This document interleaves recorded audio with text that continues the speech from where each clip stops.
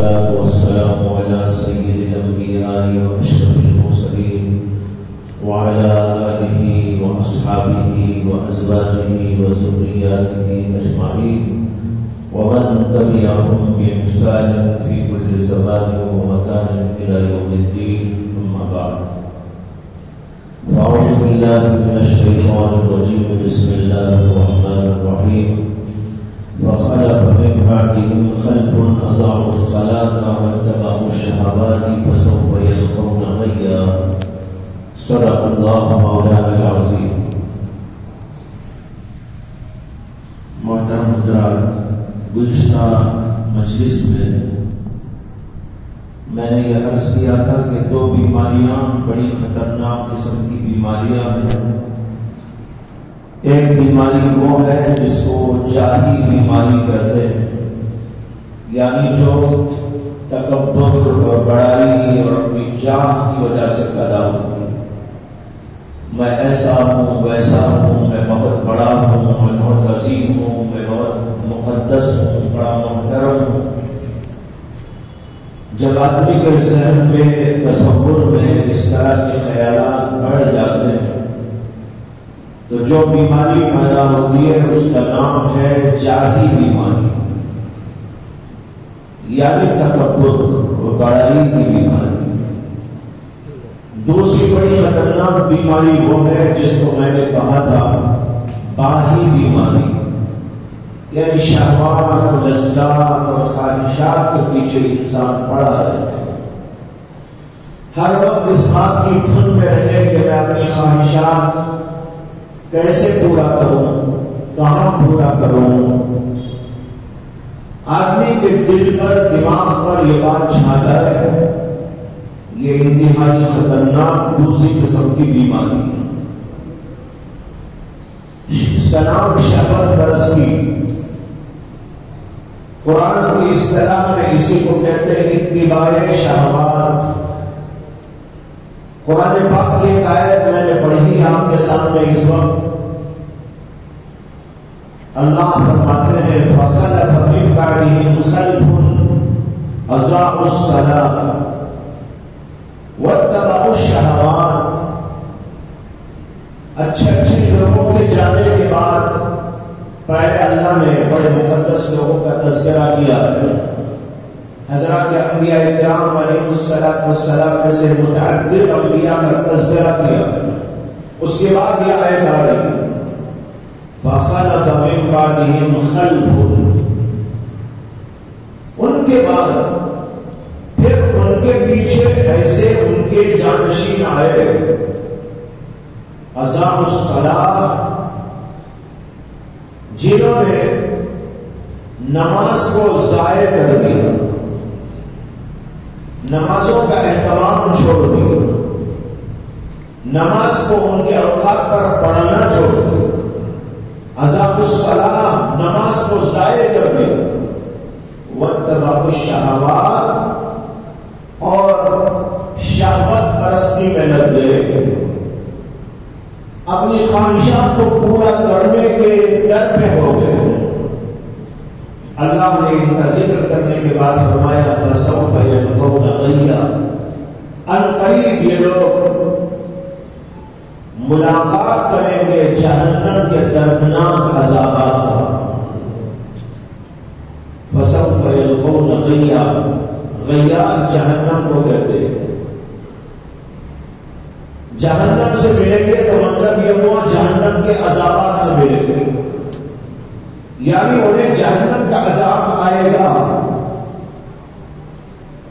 اللہ نے یہاں پر دو بیماریوں کا ذکر کیا ہے، نیک لوگوں کے جانشین اور اس کے بعد آنے والے لوگوں کے سلسلے میں. ایک بیماری ذکر کی اضاعوا الصلاۃ، اور دوسری بیماری ذکر کی واتبعوا الشہوات. اضاعت نماز اور اتباع شہوات، یہ دو بیماریوں کا جو ذکر اس میں آیا ہے، ان میں سے پہلی بیماری اس لیے پیدا ہوتی ہے کہ آدمی کے اندر تکبر آ جاتا ہے، جب بڑائی اور بڑائی کے احساسات دل دماغ پر چھا جاتے ہیں تو وہ نماز پڑھنا نہیں چاہتا، نماز اسی لیے نہیں پڑھنا چاہتا کہ اس کے اندر تو جھکنا پڑتا ہے، اس کے اندر جھکنا پڑتا ہے اور یہ جھکنا چاہتا نہیں، یہ تو بڑائی کا تصور لیے بیٹھا ہے، اپنے آپ کو متکبر بنایا ہوا ہے، اس لیے وہ کبھی جھکنے کے لیے تیار نہیں ہوتا۔ قرآن میں متعدد جگہ پر اس کا تذکرہ موجود ہے، یہودی علماء کے بارے میں، یہودیوں کے بارے میں اور بعض لوگوں کے بارے میں کہ لوگ نماز سے کتراتے ہیں، سجدہ کرنے سے کتراتے ہیں، اسے کہ ان کے اندر تو بڑائی کا تصور ہے۔ جب آدمی کے دل دماغ پر بڑائی چھا جاتی ہے تو وہ جھکنا نہیں چاہتا، اور یہ بات بڑھتے بڑھتے بڑھتے یہاں تک بڑھ جاتی ہے کہ اللہ کے سامنے بھی جھکنا نہیں چاہتا۔ پہلے تو یہ ہوتا ہے کہ باپ کے سامنے نہیں جھکتا، کسی بڑے آدمی کے سامنے نہیں جھکتا، استاد کے سامنے نہیں جھکتا، شیخ کے سامنے نہیں جھکتا، اور کسی بڑے آدمی کے سامنے جھکنے تیار نہیں ہوتا۔ میں تو اتنا بڑا آدمی کیسے جھک جاؤں؟ اس لیے باپ کی نہیں مانے گا، شیخ کی نہیں مانے گا، استاد کی نہیں مانے گا، بڑے بھائی کی نہیں مانے گا، کسی بڑے آدمی کی نہیں مانے گا۔ چلتے چلتے یہ بیماری جب حد سے متجاوز ہوتی ہے تو پھر وہ اللہ کے سامنے بھی جھکنے سے انکار کر دے گا۔ حدیث کے اندر ایک واقعہ آتا ہے کہ نبی اکرم صلی اللہ علیہ وسلم پر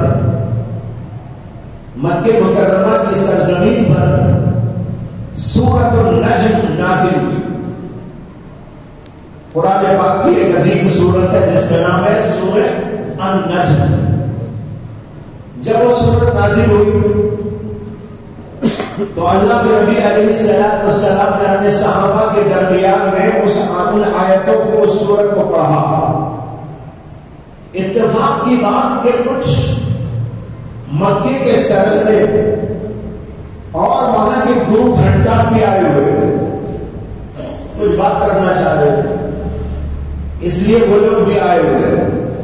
نبی اکرم صلی اللہ علیہ وسلم نے ان سب کے ساتھ یہ آیتیں پڑھی، اور سورۃ نجم کے بالکل اخیر میں جو آیت ہے وہ سجدے کی آیت ہے۔ وہ کیا ہے؟ سجدے کی آیت۔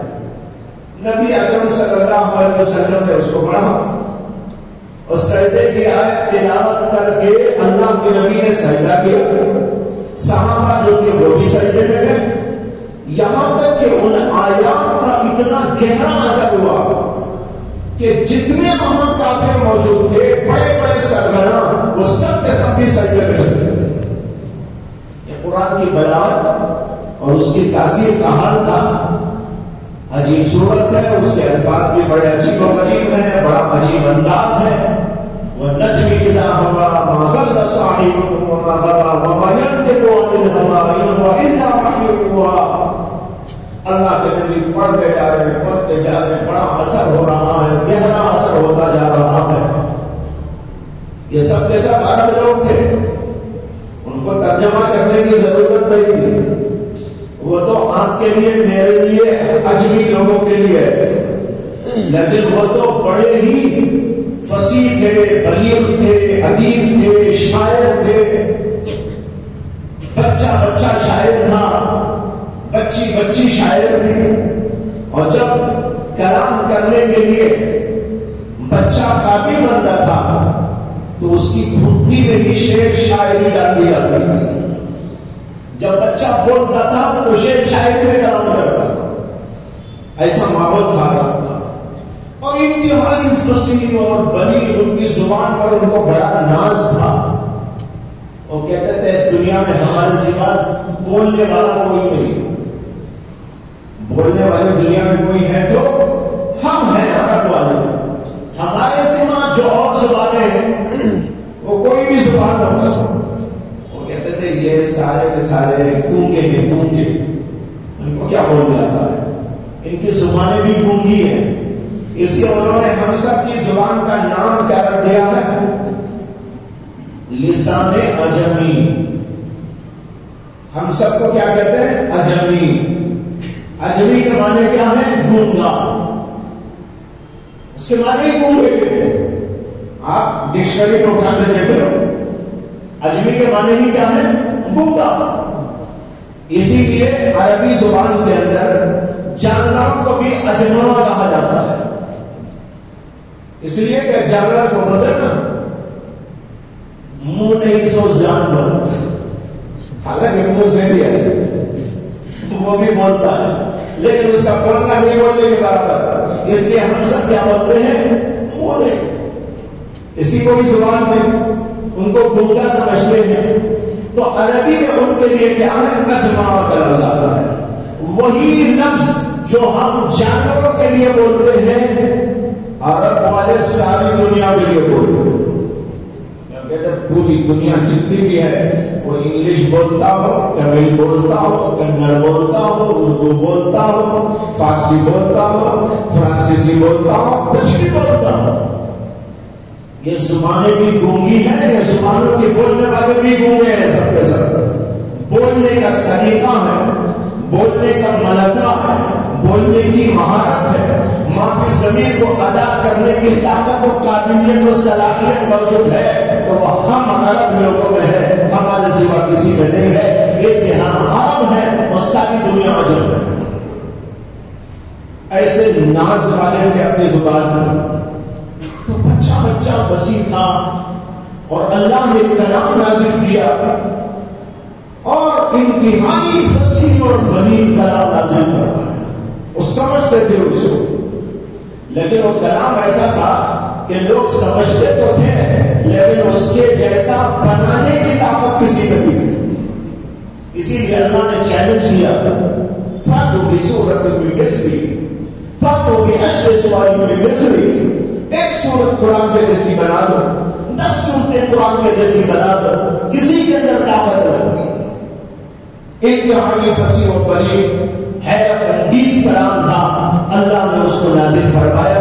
12 جب یہ سورت نازل ہوئی تو اس کا اتنا گہرا اثر ہوا سورت النجم کی تلاوت کا کہ جتنے کافر موجود تھے, وہاں ابو جہل بھی تھا, وہاں ابو سفیان بھی تھے, اور بھی بہت سارے ایسے گروہ گھنٹا موجود تھے, وہ سب کے ساتھ اللہ کے نبی کے ساتھ سجدے میں چلے گئے. لیکن ایک شخص سجدے میں نہیں گیا. یہی بتانا چاہتا تھا, ایک شخص وہاں موجود تھا, وہ سجدے میں نہیں گیا. اس کا نام تھا امیہ ابن خلف.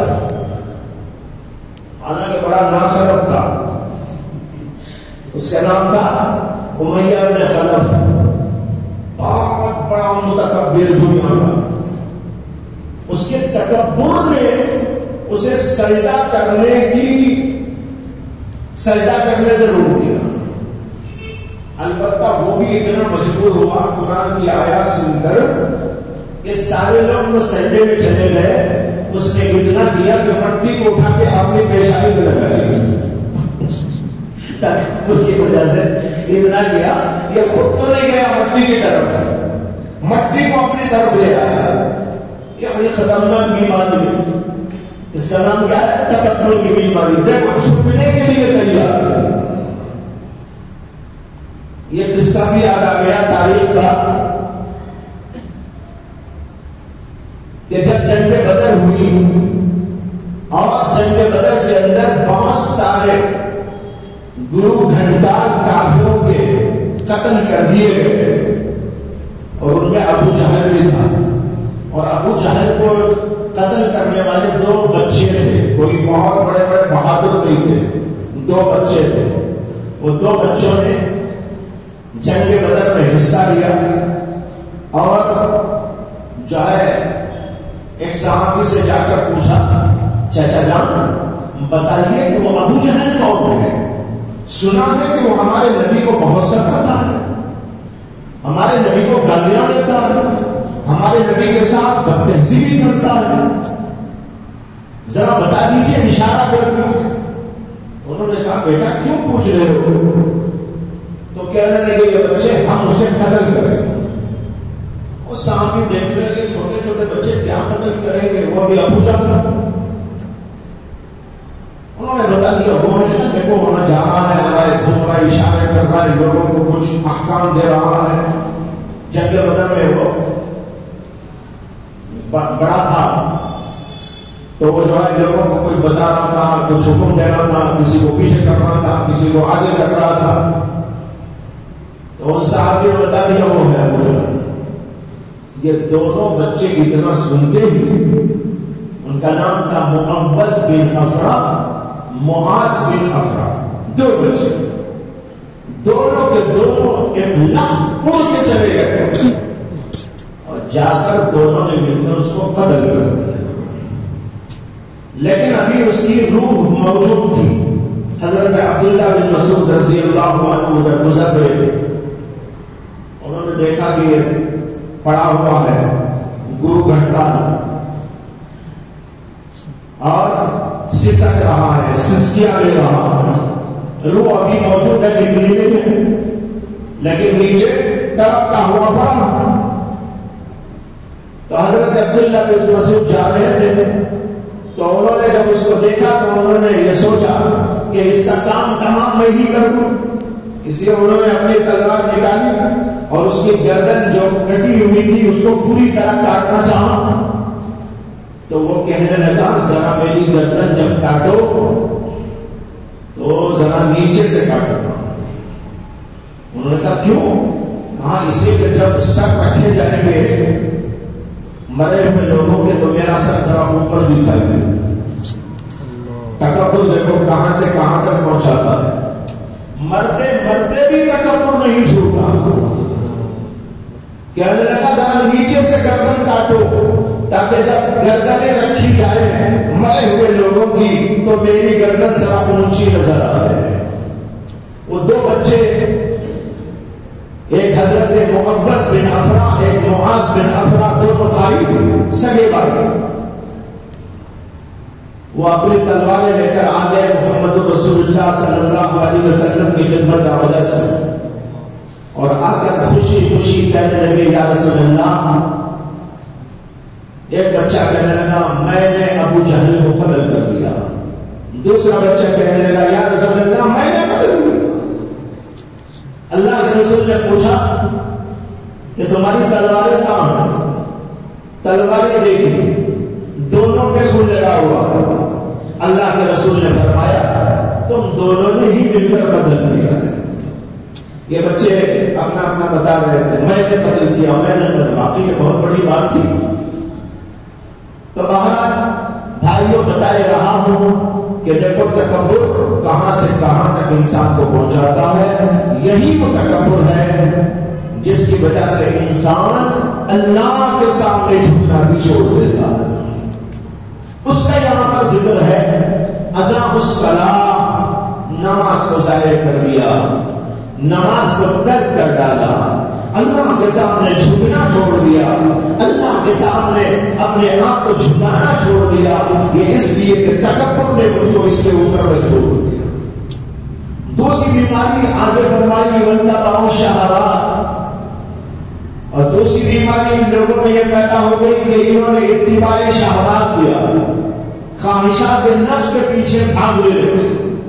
جو نفس کہتا ہے وہ پورا کرنا، حلال ہو حرام ہو، اچھا ہو برا ہو، صحیح ہو غلط ہو، کسی نہ کسی طریقے پر اپنی خواہشات اور اپنی شہوات کو پورا کرنے کا جذبہ ان کے اندر پیدا ہو گیا اور کسی نے ان کو ہلاکت میں ڈالا۔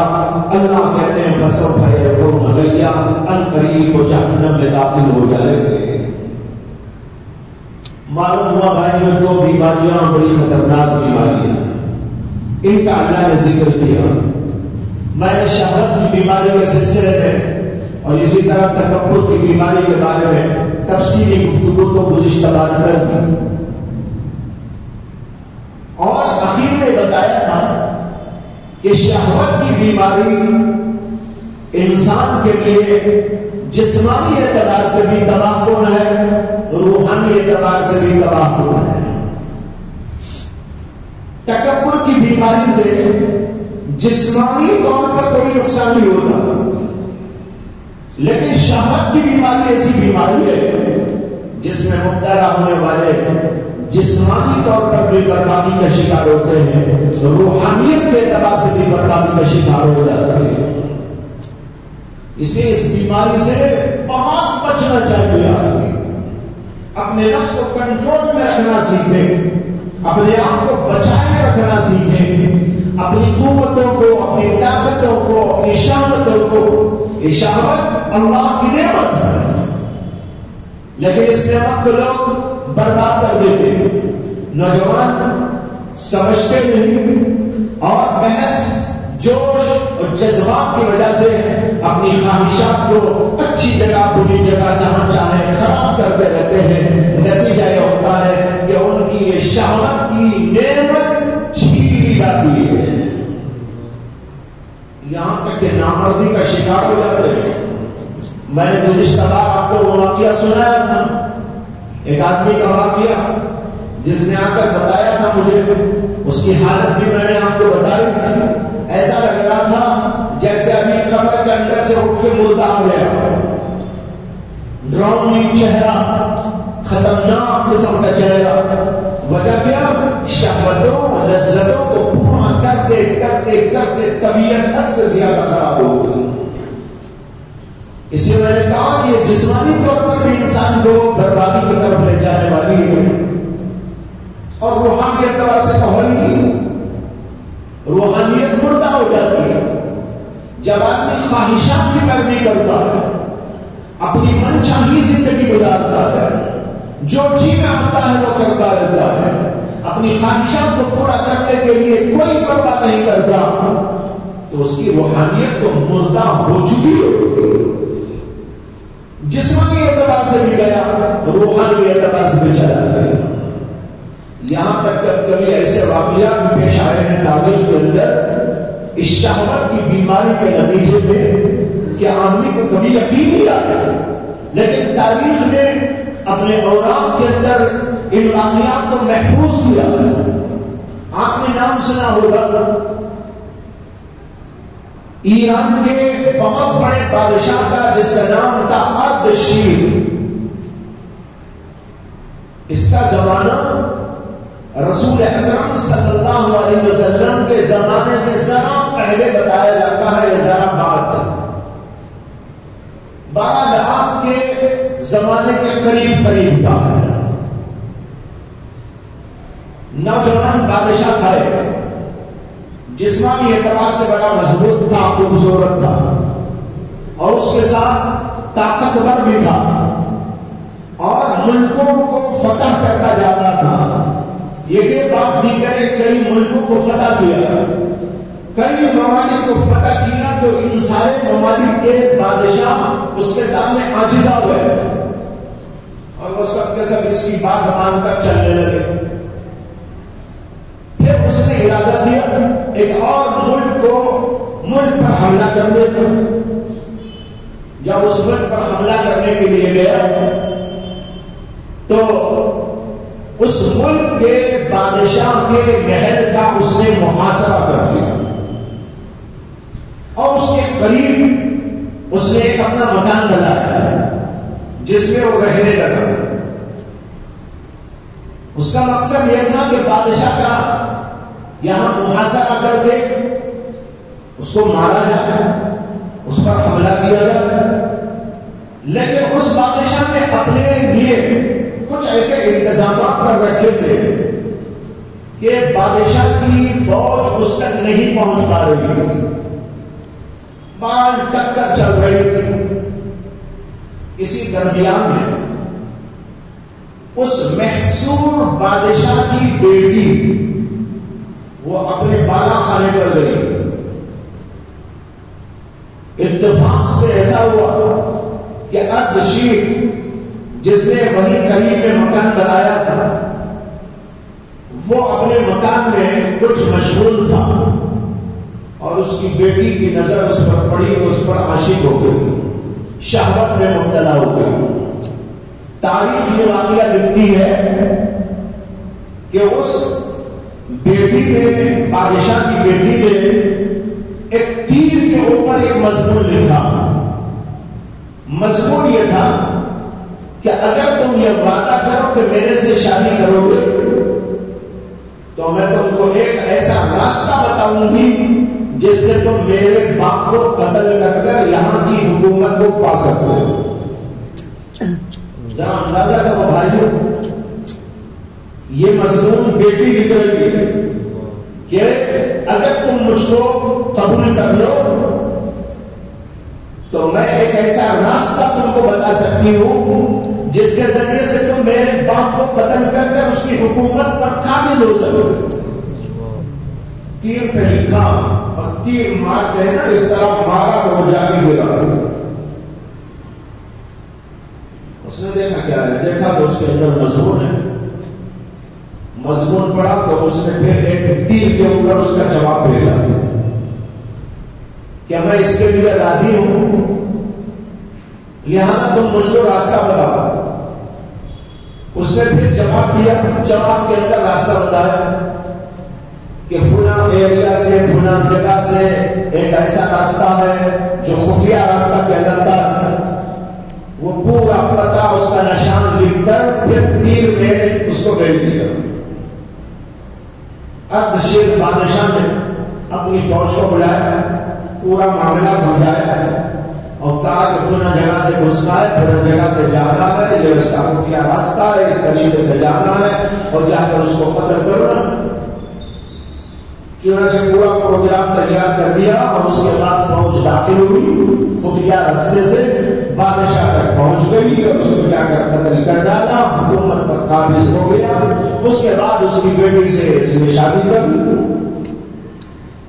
بیٹی نے محض شہوت پرستی کی وجہ سے، دیکھ رہے ہیں آپ، محض شہوت پرستی کی وجہ سے باپ کو بھی قتل کروا دیا، باپ کی حکومت کو بھی برباد کر دیا۔ یہ تاریخ کا واقعہ ہے۔ اس کے بعد اب بہرحال اس بادشاہ کو قتل کر دیا تھا، اس کی حکومت کو اس نے اپنے قبضے میں کر لیا تھا، اس کی حکومت وہاں بھی قائم ہو گئی۔ اب یہ اپنی اس نئی دلہن کے ساتھ میں رہنے لگا۔ ابھی 2-4 دن گزرے تھے، عجیب اتفاق پیش آیا، حیرت انگیز واقعہ پیش آیا۔ وہ یہ کہ وہ عورت جب اپنے اس شوہر کے ساتھ بیڈ میں سو رہی تھی تو اسے نیند نہیں آ رہی تھی، بے قراری ہو رہی تھی۔ تو بادشاہ نے پوچھا ارشد نے کہ کیا بات ہے، کیوں تم کو نیند نہیں آ رہی ہے، کیوں پریشان ہو، ادھر ادھر ہو رہی؟ اس کا پتہ نہیں کیا بات ہے، مجھے تو ایسا لگتا ہے کہ یہ جو گدا جس پہ ہم سو رہے ہیں اس گدے میں کوئی چیز ایسی ہے جو مجھے پریشان کر رہی ہے۔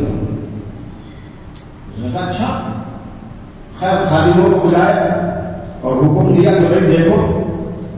انہوں نے کہا تو کچھ بھی نہیں تھا، البتہ اتنا تھا کہ ایک جگہ پر دھاگا جو ہوتا ہے وہ دھاگا 1 سے 2 دفعہ ایسا مڑ گیا تھا جس سے وہ ذرا موٹا ہو گیا تھا، اس کی وجہ سے اسے نیند نہیں آ رہی تھی۔ سمجھ رہے بات؟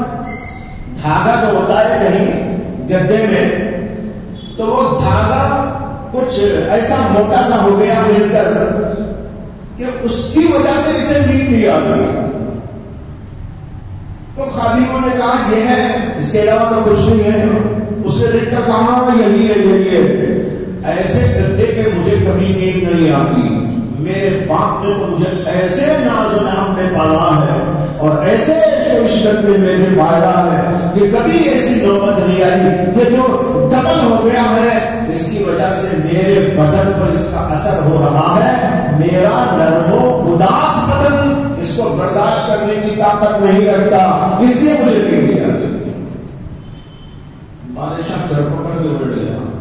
وہ بھی کوئی معمولی بادشاہ تو نہیں تھا، بہت بڑا بادشاہ تھا، دنیا کے بادشاہوں میں اس کا بہت بڑا نام ہے۔ ایران کی حکومت اس زمانے کے اندر سپر پاور، ابھی میں نے بتایا کہ ملکوں کے ملک فتح کر لیے تھے. حضور اقدس صلی اللہ علیہ وسلم کے زمانے میں بھی کسرا کی حکومت، یہ بھی ایک کسرا اس کا نام بھی کسرا ہی تھا. جو بھی ایران کا بادشاہ ہوتا تھا اس کا نام کسرا، یہ بھی ایک کسرا تھا.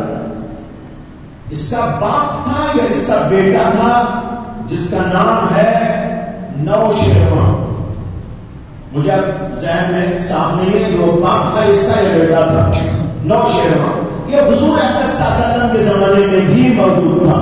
بڑا انصاف پسند بادشاہ تھا.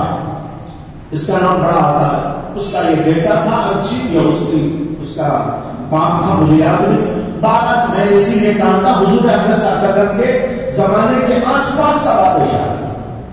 تمہارا یہ بھی اتنا بڑا بادشاہ، اس کے یہاں بھی ظاہر بات ہے گدا ہمارے گھروں کی طرح معمولی تو نہیں ہوگا، وہ بھی بہت ناز و نام والا ہی ہوگا، بہت زیادہ راحت اور آسائش والا ہی ہوگا.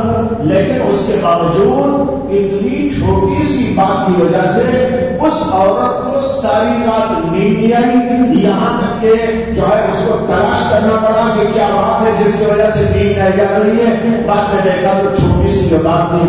بادشاہ سر پکڑ کے بیٹھ گیا اور اس عورت سے پوچھنے لگا تمہارا باپ تم کو کیا کھلا کے پالا ہے؟ اس نے بتایا میرے باپ نے مجھے ایسا پالا، ایسا کھلایا، ایسا پلایا، یہ کیا وہ کیا. راحت اور ناز کے جتنے بھی اسباب ہو سکتے ہیں، کھانے پینے سے لے کر خارجی جتنے اسباب، میرا باپ ان سب چیزوں کو میرے لیے فراہم کرتا رہا. اب شیخ بادشاہ پوچھنے لگا تمہارا باپ ایسا تم کو پالا ہے؟ اس نے کہا ہاں مجھے تو ایسا پالا ہے. کہاں کہ تم اتنے ایسے باپ کے ساتھ رہے، یہ حرکت کی صرف میری وجہ سے. میں تو تمہارے باپ کا دشمن بن کے آیا ہوں، لیکن صرف تم نے میرے جسم کی وجہ سے، اپنی خواہشات کی وجہ سے اتنا بڑا کام کیا کہ تیرے باپ کو تو نے ہلاکت میں ڈال دیا اور اس کی حکومت کو بھی تو نے اجاڑ دیا. جب ایسی تو عورت ہے کہ اپنے باپ سے وفا نہ کر سکی اور باپ کی حکومت کو تباہی اور بربادی میں ڈال دیا، تو تیری جیسی عورت پر میں کیسا بھروسہ کر سکتا ہوں؟ یہاں سے دونوں میں اختلاف آ گیا. ابھی چند دن پہلے تو شادی ہوئی، اتنا بڑا واقعہ ہوا، لیکن اس واقعے کی وجہ سے بادشاہ کا دل کھٹا ہو گیا. اس نے کہا کہ اس کے باپ نے کچھ ایسا پالا پوسا، لیکن اس نے محض نفسانی خواہشات کی بنیاد پر اتنی بڑی حرکت کر دی کہ اپنے باپ کو برباد کر ڈالا اور اس کی حکومت کو تباہ و برباد کر ڈالا. اس کے اوپر کیا بھروسہ ہو سکتا ہے؟ یہاں تک کہ صبح ہوئی تو بادشاہ نے حکم دیا کہ اس کی سزا یہ ہے کہ گھوڑے لے آؤ اور ایک گھوڑے سے ایک ٹانگ باندھو اور ایک گھوڑے سے ایک ٹانگ باندھو اور پھر دونوں گھوڑوں کو مختلف جانبوں میں دوڑاؤ، ایک گھوڑے کو ادھر ایک گھوڑے کو ادھر، جو نتیجہ ہوگا وہی اس کی سزا.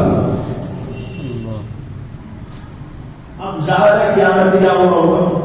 ایک ٹانگ اس گھوڑے کو باندھی، ایک ٹانگ اس گھوڑے کو باندھی، جو مخالف جانبوں میں گھوڑوں کو دوڑایا، شیر نکلی، ختم ہو گئی. بھائیو یہ ہے دنیا کی حالت. اس دنیا پہ انسان مرتا ہے، اس دنیا میں اپنی زندگی کو برباد کرتا ہے. بزرگوں نے کہا تو اس پر اپنی زندگی کو قربان کر جس نے تجھ کو زندگی میں ڈالی، جس نے تجھے آنکھیں دی اس پر اپنی آنکھوں کو قربان کر، جس نے تجھے منہ دیا اس زبان سے اس کا ذکر کر، جس نے تجھے کان دیے اس کے ذریعے اس کے کلام کی سماعت کر، جس نے تجھ کو دل دیا تو اس کے اوپر اس دل کو قربان کر، جس نے تجھے اعضاء دیے اس کے اوپر اپنے آپ کو قربان کر. یہ ہے انسانیت. یہ کیا انسانیت ہے کہ انسان ایسی چیزوں پر اپنے آپ کو قربان کر. تو بھائیو تاریخ کا واقعہ بڑا عظیم واقعہ ہے، گھٹنا جس کو ہمیشہ ذہن میں رکھنا چاہیے اور یہ سوچنا چاہیے یہ ہے دنیا. اس دنیا کے پیچھے انسان جاتا ہے، خواہشات نفس انسان کو کہاں سے کہاں تک پہنچا دیتے ہیں۔ اس لیے خواہشات نفس سے بچنے کا حکم دیا گیا، اپنی خواہش پر کنٹرول رکھو، خواہش کے اوپر پابندی قابو رکھنے کی کوشش کرو۔ یہ نہیں کہ انسان کے دل میں ایک بات آئی خواہش پوری کرنے کے لیے اس کے لیے وہ آگے بڑھتا چلا گیا، یہ تو جانور کیا کرتے ہیں، انسان ایسا نہیں کیا۔ اب ہاں یہ سوال کہ ہم اپنے نفس کو کنٹرول میں کیسے ڈالیں، اپنی خواہشات کو قابو میں کیسا رکھیں؟ بھائی اس کے لیے تو ایک بات یہ ہے، اصولی بات، یہ ہمارا نفس گھوڑے کی طرح ہے۔ گھوڑے کو اگر آپ آزاد چھوڑ دیں وہ آپ کو گھماتا رہتا ہے، اور اگر اس کو قابو میں رکھیں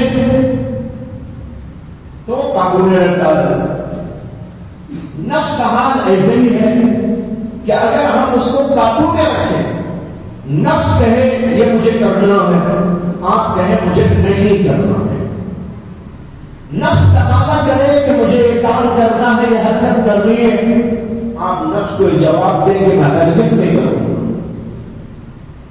جب اس طریقے پر انسان اپنے نفس کو کنٹرول میں رکھنا شروع کر ڈالتا ہے، چند دنوں کے بعد نفس دیکھتا ہے کہ بھائی یہ تو میری مانتا نہیں، یہ تو بڑا سخت آدمی ہے،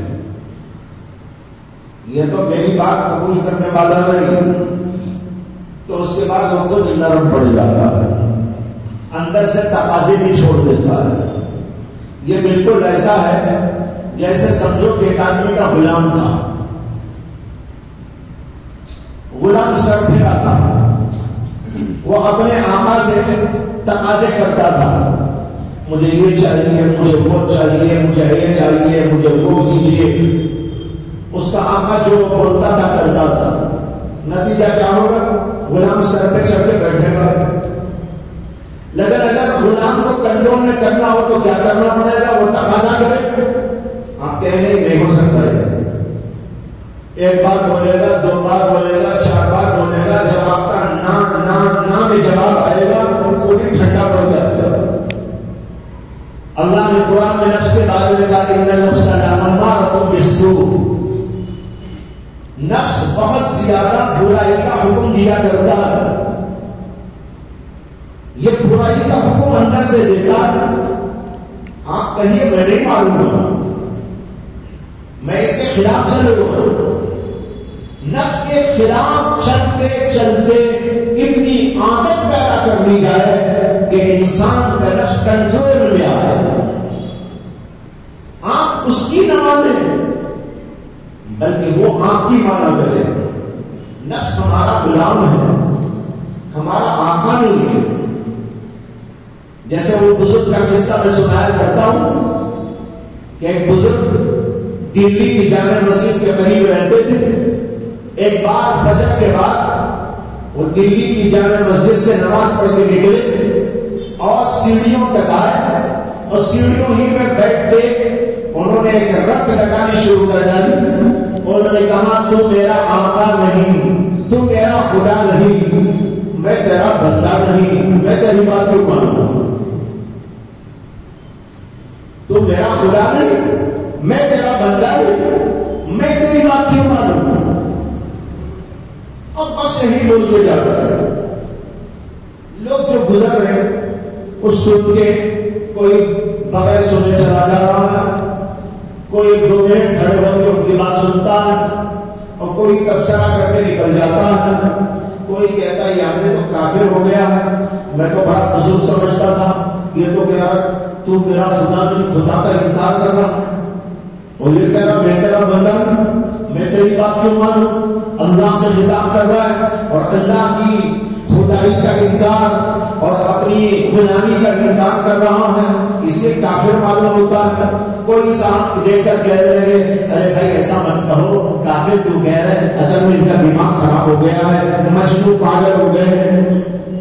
کوئی صاحب دیکھ کے کہنے لگے ارے بھائی مجنون پاگل ہے، یہ تو بڑے اچھے آدمی ہے، البتہ مسجود ہو گئے ہیں۔ اس لیے معذور سمجھو. تو کسی نے ان کو کافر بنا دیا, کسی نے ان کو مجنون پاگل قرار دے دیا, اور کسی نے کہا کہ تم مذہبوں کی فہرست میں داخل ہو گئے. بڑا سلسلہ چلتا رہا. بہت دیر کے بعد ایک آدمی وہاں سے گزرتے گزرتے کھڑا ہو گیا, ان کی بات کو سنا اور ان سے کہا کہ حضرت ایک منٹ ذرا آپ خاموش رہیں, ایک سوال کرنا چاہتا ہوں. انہوں نے کہا کیا سوال ہے؟ اس نے کہا یہ میں پوچھنا چاہتا ہوں کہ آپ جو یہ فرما رہے ہیں تو میرا خدا نہیں, میں تیرا بندہ نہیں, اس تو کا مخاطب کون ہے؟ اس تو کا مخاطب کون ہے؟ کسے بول رہے تو میرا خدا نہیں, تو کون ہے وہ تو؟ وہ بزرگ ہنسنے لگے اور کہنے لگے دلی میں تو ہی ہمیں کلمہ نظر آتا ہے, دلی میں تو ہی ایک عمل کا نظر آتا ہے. جتنے تھے خود بخود فتوا دیتے چلے گئے. کسی نے میرے اوپر جذب کا فتوا لگا دیا, کسی نے جنون کا فتوا ڈال دیا, اور کسی نے کفر کا فتوا ٹھوک دیا. تو ایک عقل مند آدمی ہے. اب سن بات یہ ہے, میں یہ جو تو بول رہا ہوں یہ خدا کو نہیں میرے نفس کو بول رہا ہوں.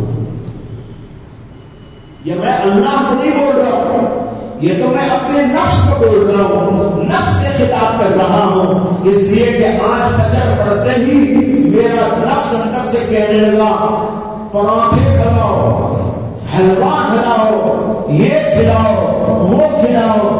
میں اپنے نفس کو کہنا شروع کر دیا تو میرا خدا نہیں ہے, میں تیرا بندہ نہیں ہوں, میں تیری بات کیوں مانوں, میں تیری بات ماننے والا نہیں ہوں. بھائیو یہ طریقہ ہوتا ہے جو بزرگوں نے ہم کو تعلیم دیا اور بتایا, نفس کی مخالفت کرو.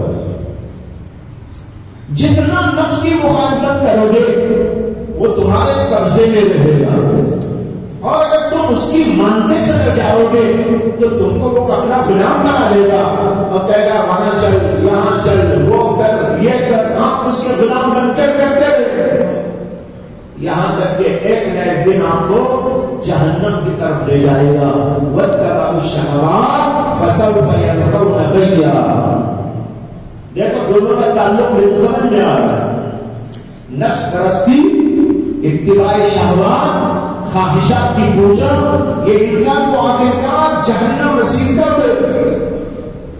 لہذا طریقہ یہ ہے, یہ اصولی بات جو لوگ عمل کرنا چاہتے ہیں, اپنے آپ کو کنٹرول میں رکھنا چاہتے ہیں, اپنے نفس کو خواہشات سے بچانا چاہتے ہیں, بری خواہشات میں پڑنے سے اپنے آپ کو روکنا چاہتے ہیں, اس کے لیے یہ نسخہ ہے جو بزرگوں نے ہم کو بتایا ہے اور بزرگوں کے واقعات سے ثابت ہوتا ہے کہ اپنے نفس کی بات ماننا چھوڑ دو. وہ آپ کو کہے فلاں چیز دیکھو, آپ کہو میں تو آنکھ بند کروں گا, پھر نہیں مانوں گا. وہ آپ کو کہنے لگے کہ بولو, آپ کہیں گے ہرگز نہیں بولوں گا. اندر سے نفس کہنے لگے فلاں غلط حرکت کرو, اپنی خواہشات پورا کرو, آپ اندر سے جواب دیں ہرگز ہرگز نہیں کروں, چاہے موت آ جائے, چاہے کچھ بھی ہو جائے, لیکن میں تیری بات ماننے والا نہیں ہوں, میں تو اللہ کی ماننے والا ہوں. جو اللہ نے کہا وہ مانوں گا, جو اللہ نے نہیں کہا وہ نہیں کروں گا. چاہے کچھ بھی حادثہ ہو جائے, کچھ بھی واقعہ ہو جائے, کوئی بھی نتیجہ نکل آئے, لیکن میں تو اللہ کی ماننے والا ہوں, تیری بھی مانوں. یہ ہے اصولی بات کہ اپنے نفس کی نہ مان کر اس کی مخالفت برابر کرتے رہے. چند دنوں کے بعد غلام ہو جائے گا, یعنی وہ آپ کا غلام ہو جائے گا, پھر وہ آپ کی ماننا شروع کر ڈالے گا. حضرت حاجی امداد اللہ مہاجر مکی رحمت اللہ علیہ وہ فرماتے ہیں کہ اپنے نفس کو کنٹرول میں لانے کے لیے ایسا کرو کہ وہ آپ کو کہے گا کہ میں تہجد نہیں پڑھوں. آپ آپ اس سے کہنا صرف 2 رکعت پڑھ لینا 2 منٹ لگیں گے. کیا مشکل ہے؟ 2 رکعت پڑھ لینا 2 منٹ لگے گی. جب وہ 2 منٹ میں پڑھ لے اس سے کہنا کہ دیکھا کتنا آسان ہے اور 2 رکعت پڑھ لینا. پھر اس سے بھی فارغ ہو جاؤ تو پھر اس سے کہنا دیکھو بھائی کتنا آسان ہے، اس کے لیے کیا مشکل سمجھ رہے تھے، اور 2 رکعت پڑھ لو پھر سو جاؤ. تو اس طرح دو کر کے اسے کئی رکعت پڑھا سکتے ہو. جو طریقہ یہاں اسی طرح بچانے کے لیے، جب وہ نفس خواہش کرے یہ کرنا ہے وہ کرنا ہے، کوئی برائی کی طرف جانا ہے، تو اس وقت اس کو یوں کہا جائے کہ یہ نہیں کرنا ہے، اس سے تجھے بچنا ہے. بچنے کے لیے اس کے بعد تفصیلی جواب آ رہا ہے. تفصیلی جواب 2 طرح. یہ تو یہ ہے کہ نفس کو یہ سمجھانے کی کوشش کی جائے کہ برائی کرنے کا مبال کیا ہے. جب انسان خواہشات پر چلتا ہے، نفسانی خواہشات پہ لگتا ہے، تو اس کے نتائج کیا ہوتے ہیں؟ اللہ ناراض ہوتے ہیں اور نبی ناراض ہوتے ہیں، نیک لوگوں سے دوری اور بغض پیدا ہوتا ہے، اور پھر آخرت تباہ ہوتی ہے، جہنم کی سزا بھگتنی پڑے گی. فسوف یلقون غیا، اور پھر اس سے پہلے عذاب قبر بھی ہوگا، اور اس سے پہلے دنیا کے اندر بھی معلوم نہیں کیا پریشانی آتا ہے، اس کو بتایا جائے. روحانی اعتبار سے جو نقصانات، اور پھر میں نے جو آپ کو بتایا جسمانی اعتبار سے نقصان، کہ انسان کس طرح شہوات میں پڑنے کی وجہ سے جسمانی اعتبار سے بربادی کا شکار ہو جاتا ہے، نامرد ہو جاتا ہے. ایسے واقعات ہمارے سامنے آئے، میں نے تو وہ واقعہ آپ کو پہلے ہی سنا دیا تھا. ایسے واقعات بھی ہیں کہ اپنی خواہشات کو غلط طریقے سے پورا کرتے کرتے اتنی نامردی آ گئی کہ شادی کا وقت آ گیا، شادی طے ہو گئی، روکے چھپ گئے، تقسیم ہو گئے، یہاں تک کہ نکاح کا دن آ گیا. اس کو تیار کر کے لا کر بٹھانا چاہ رہے تھے لوگ، لیکن غائب ہو گیا. کون؟ نوشا غائب ہو گیا. کہاں گیا کسی کو خبر نہیں. سارا خاندان پریشان. جس گھر سے رشتہ جوڑنے جانا تھا وہ لوگ پریشان. سارے لوگ ڈھونڈنے تلاش کرنے میں لگ گئے. شادی کی وہ محفل جو کچھ ہی دیر کے بعد منعقد ہو کر خوشیاں دینے والی تھی، اس سے پہلے ہی وہ غموں میں تبدیل ہو گئی. ادھر بھی غم ادھر بھی غم. بہت کچھ ہونے کے بعد جب لڑکا مل گیا پولیس کے ذریعے کسی تلاش کی وجہ سے، اس کو جا کر پوچھا گیا کہ کیا ہوا، کیا مصیبت آئی، کیا پریشانی ہوئی، کیا ایسا ہو گیا. وہ کہتا میں عورت کے قابل نہیں ہوں، اس لیے بھاگ گیا. نوجوانوں کو بتانا چاہ رہا ہوں، بعض باتیں کھل کے بیان کرنے سے شرم آتی ہے، لیکن کیا کریں، نوجوانوں کو شرمانے کے لیے ہم کو کچھ بے شرم کرنا پڑتا ہے. نوجوان بچے، کچے بچے ابھی پڑھ رہے ہیں لیکن شکار ہے شہوتوں، خواہشات کے پیچھے لگے ہوئے، اس طرح اپنے آپ کو بربادی کی طرف لے جا رہے ہیں. اس لیے میرے بچوں، میرے بھائیوں، اپنے اوپر رحم کرو، اپنے آپ کو بچانے کی کوشش کرو. نفس کی مخالفت پر جم جاؤ، نفس کی مخالفت پر اپنے آپ کو آمادہ کر لو، اور سب سے پہلے اپنے دل و دماغ کو سمجھاؤ اس کے نتائج کیا ہوتے ہیں. ایک طرف آخرت کی بربادی، ایک طرف دنیا کی بربادی. جب انسان کے دل و دماغ میں یہ باتیں اچھی طرح سمجھ آئیں گی، بیٹھ جائیں گی، تو ہو سکتا ہے کہ انسان سدھرنے کی طرف آ جائے اور ان چیزوں سے اپنے آپ کو بچانے میں کامیاب ہو جائے. تو یہ چیزیں ہیں تفصیل. کہ اللہ کی ناراضگی کو سوچنا، اور اللہ کی ناراضگی کو سوچنے سے پہلے یہ سوچو کہ اللہ دیکھ رہا ہے، میرے ہر عمل سے وہ واقف ہے، وَهُوَ مَعَكُمْ أَيْنَمَا كُنتُمْ، تم جہاں کہیں بھی ہو، اللہ کہتے ہیں اللہ تمہارے ساتھ میں، تم اندر ہو، تم باہر ہو، جلوت میں ہو، خلوت میں ہو، تنہائیوں میں ہو، بہت اندر چھپ کر ہو، لیکن جہاں کہیں بھی تم ہو اللہ تم کو دیکھ رہا ہے۔ تاریخ کے اندر واقعہ لکھا ہے، علامہ خرائطی ایک بزرگ گزرے ہیں جن کی مشہور کتاب ہے اخلاق پر، اس کے اندر انہوں نے واقعہ درج کیا ہے کسی پرانے زمانے کا کہ ایک مرد ایک عورت غلط تعلق ان کے اندر پیدا ہوا، اور پھر وہ مرد اس عورت کو لے کر کسی تنہائی میں گیا اور وہاں جا کر سارے دروازے بند کر دیے، سارے دریچے بند کر دیے، اور برائی کے لیے اس عورت کے قریب ہوا۔ جو ہی وہ قریب ہوا تو وہ عورت کانپنے لگی، اس کے بدن پر کپکپی تاری ہو گئی۔ اس نے کہا ارے کپکپی کیوں ہے، پریشانی کیا ہے؟ یہاں تو کوئی نہیں دیکھ رہا ہے، نہ کوئی تمہارا آدمی نہ میرا آدمی، سارے دروازے دریچے سب بند ہے، کیوں پریشان؟ اس عورت کی زبان سے نکلا ہاں میں بھی جانتی ہوں، نہ کوئی تمہارا آدمی دیکھ رہا ہے نہ میرا کوئی آدمی دیکھ رہا ہے، یہ بھی میں جانتی ہوں سارے دروازے بند ہے، یہ بھی میں سمجھتی ہوں سارے دریچے بند ہیں، لیکن ایک دریچہ ابھی تک بند نہیں ہوا ہے اور وہ بند ہو بھی نہیں سکتا۔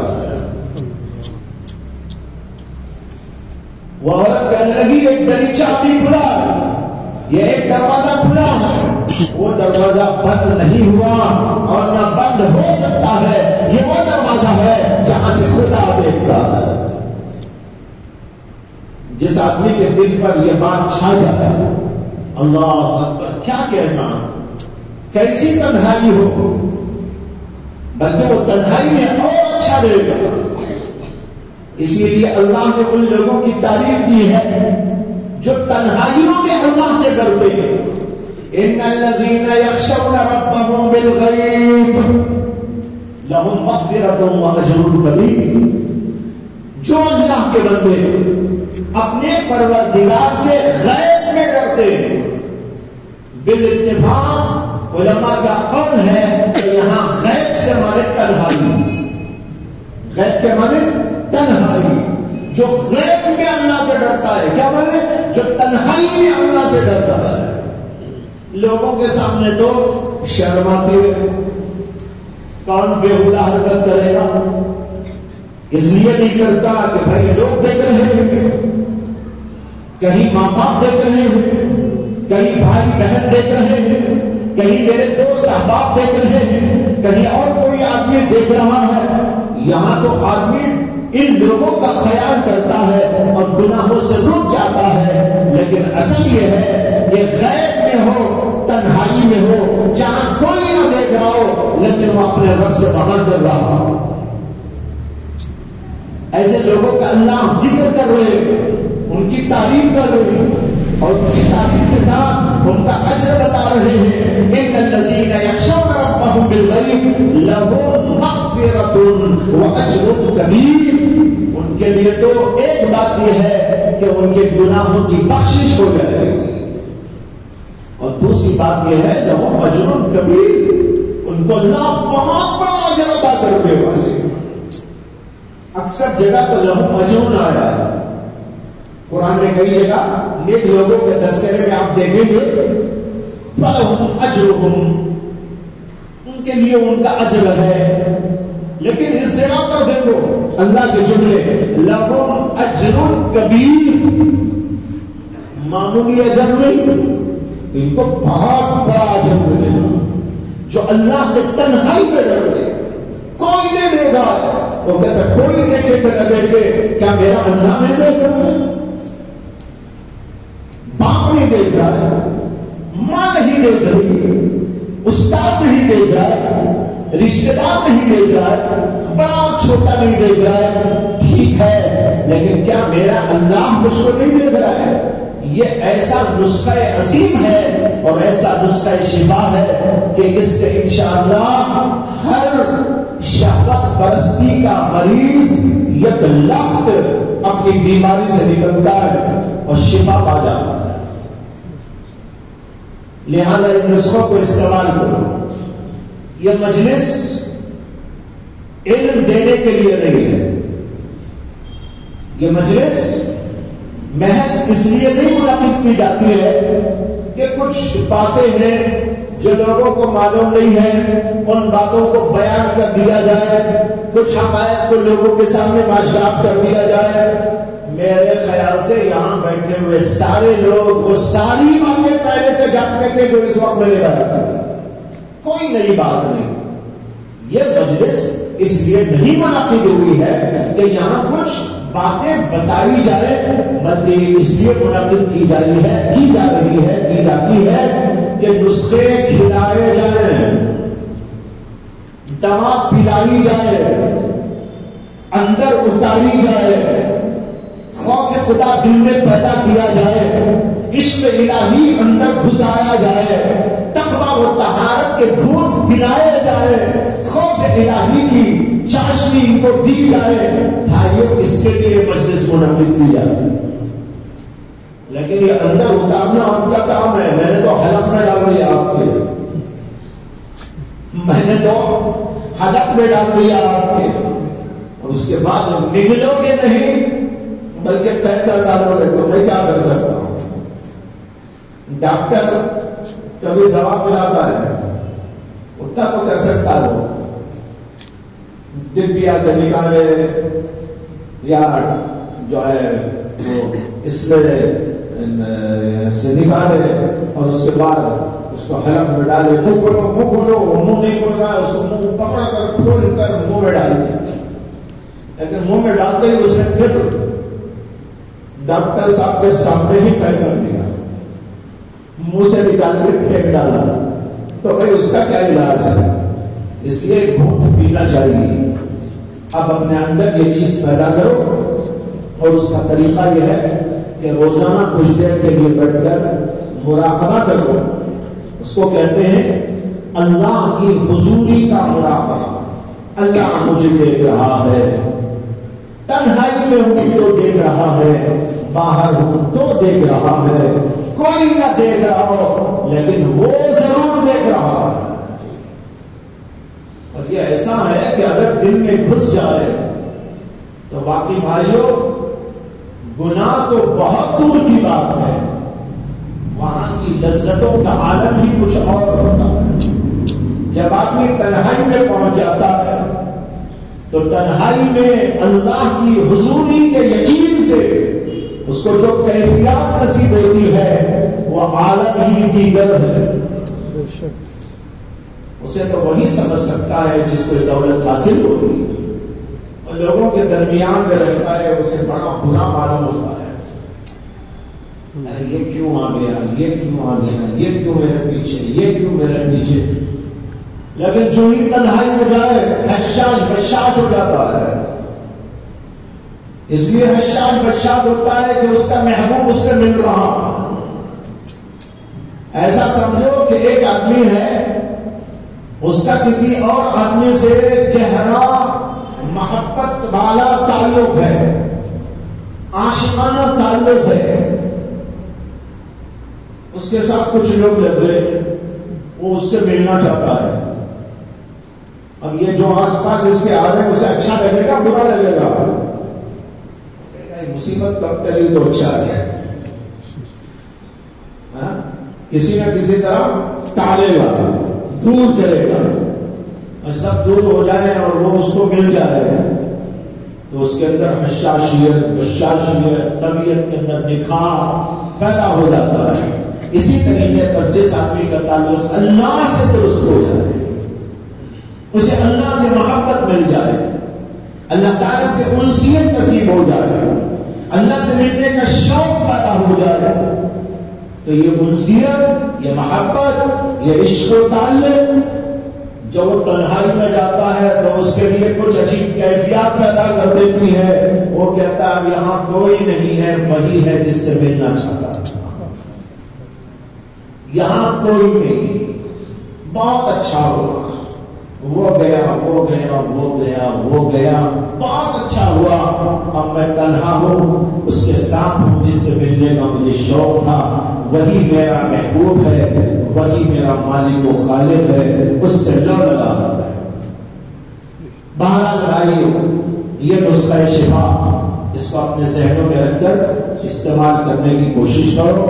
انشاءاللہ اللہ تبارک و تعالیٰ گناہوں سے بچنے کا ذوق اور شوق اور سلیقہ اور اس کی مہارت عطا فرمائیں گے. تو چلتے چلتے چلتے وہ بات بھی حاصل ہوگی جس کی طرف بالکل اخیر میں اشارہ میں نے کیا ہے. اللہ مجھے بھی آپ کو بھی وہ دولتیں عطا فرمائے. وآخر دعوانا الحمدللہ رب العالمین.